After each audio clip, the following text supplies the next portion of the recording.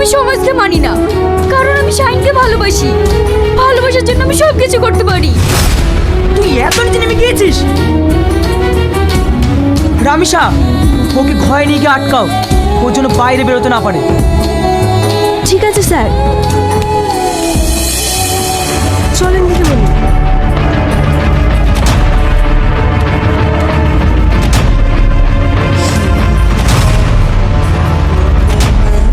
মজাই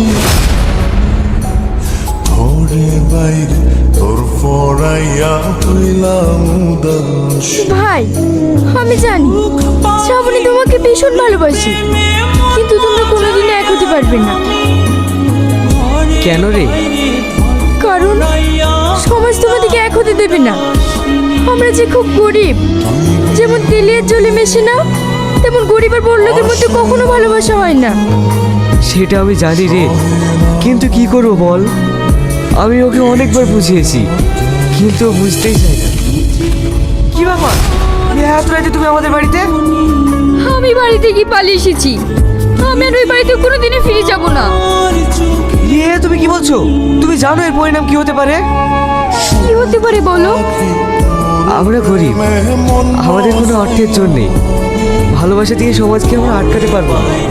সমাজের মানুষ আমাদেরকে গ্রাম থেকে বের করে দেবে, আর তাছাড়া তোমার বাবা তো মানবেই না।